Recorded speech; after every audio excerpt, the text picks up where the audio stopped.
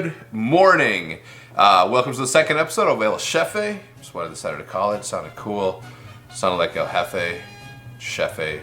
Anyway, so today we're going to be cooking some Chilaquiles Rojos. The ingredients that we're going to be using today, super simple. 10 Tortillas de maíz blancas. Alright, so you need 10 white corn tortillas.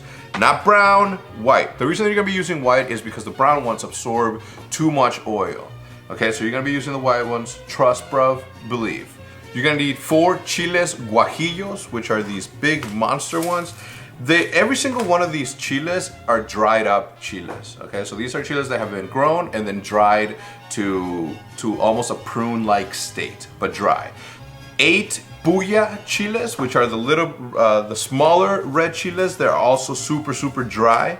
You're gonna need 1 garlic clove and 1 slice of onion, right down the middle. 1 slice, okay? Nothing too thick, nothing that, because you're not gonna be sauteing this. You're actually going to be boiling this and then blending it all together. Blending it to the point to where there is absolutely nothing else but liquid. You're gonna try to liquefy every single one of the solid.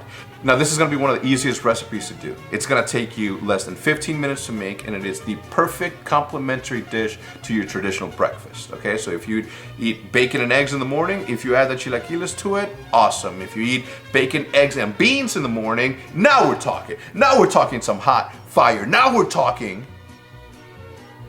some really good breakfast. Let's get started. All right, so in the first step, you're gonna grab all of the chiles and then you're gonna wash them. You're gonna wash them and you're gonna remove all of the powdery stuff that's on there, okay? That's just pretty much dust because, as I said, they were grown at one point and then they were dried to the point to where they're super prune-like state, but dry. So you wash all that out, you take out the stem, you take out the majority of the seeds. It's okay to have a little seed here and there, but you try to take out the majority of them. I don't want you to completely expel all of the seeds because the seeds add a little bit of spice to it. But try to get rid of, let's say, get rid of 90% of the seeds from there, okay? Now that you're done washing your peppers, what you're gonna do is you're gonna grab your peppers, your onion, and your garlic clove, and you're gonna throw it into 2.5 cups of water, and then you're gonna boil it.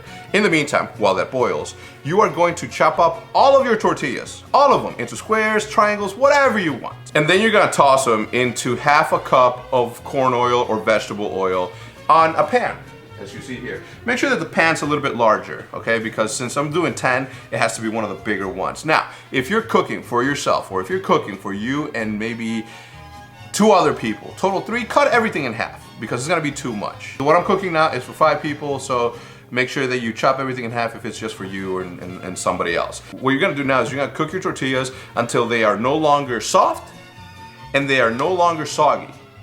Okay, we're right in between. They need to harden in the pan. You're almost deep frying them, but not frying them at all because you don't want them to burn.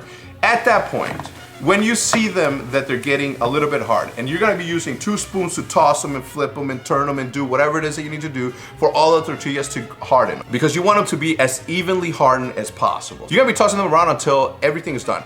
Now, while that is getting to that point, you're gonna grab the boiling water with the peppers, and then you're gonna throw them into the blender. You're gonna blend them to the point to where there's absolutely nothing but liquid.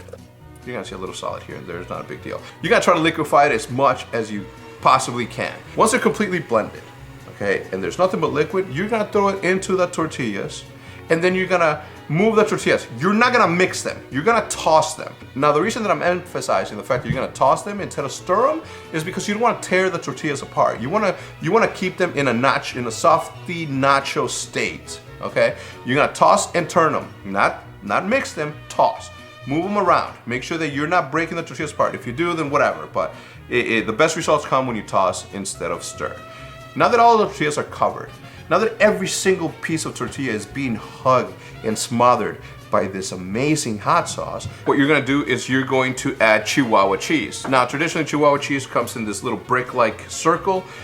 Judith chooses to get it in slices, which is like the most genius ever, because you can literally do what I'm about to do. Instead of grating the cheese onto the chilaquiles, you can literally take 2 of the slices, cut them down the middle, make little strips, put it on top of it, make the nice little bed of cheese on top of it, let it sit there, let it cook, and you are done. It is now complete. Now, let's make the breakfast for this complimentary dish. Today, I'm gonna eat it with beans, eggs, and some ham. So while these continue to simmer inside of their own heat's off, lid's on. As the cheese melts, we're gonna cook a little bit of ham on the side. We're making the beans, and then we're gonna make the eggs. And now that the entire plate is done, as you guys can see, I have the chilaquiles on the side as the complimentary dish, as I explained. The rest of the stuff is my traditional breakfast, eggs, beans, and a little bit of meat. Today, since I'm not eating any of this with tortillas, because there's no point in eating tortillas with tortillas, which are in the chilaquiles, we're using a very traditional bread, which is called bolillo, or telera bread.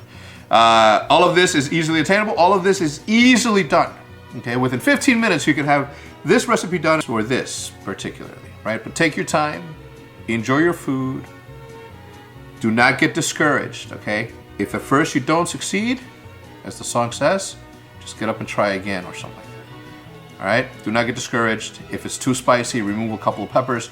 If it's not too spicy, add more peppers. If it needs salt, add salt. You're learning, I'm learning. There is no right way to do this. Be creative with your food, and above all, enjoy it.